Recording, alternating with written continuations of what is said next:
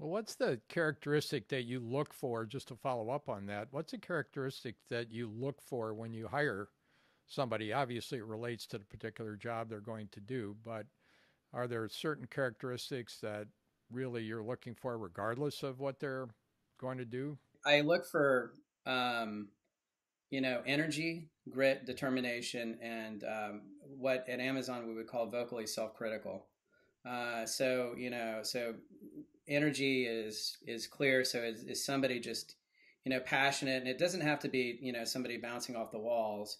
It could be just you can just tell that somebody's energetic, and what they're trying to do. They've got energy around, and it can be very subtle, laid back, but it can still you can tell that they're really passionate about something. If the people are kind of dismissive and too cool for school, I'm not into cynicism, and I'm not into like cynics, right? So I want somebody who's a true believer in what they're doing, right? Because why bother otherwise?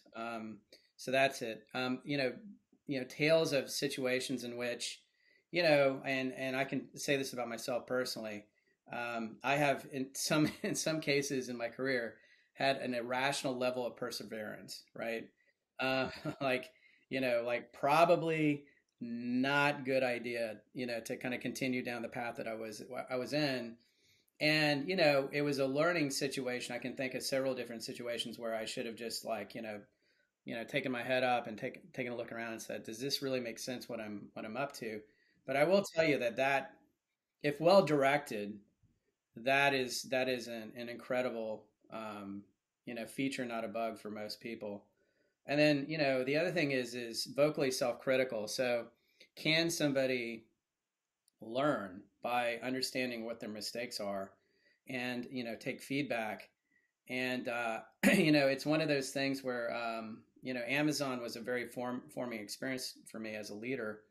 And one of the things that they taught us was you know you either took the feedback personally and didn't get very far within the organization, or you really understood that it wasn't personal and they're trying to improve you, right? And it's every single opportunity to kind of improve.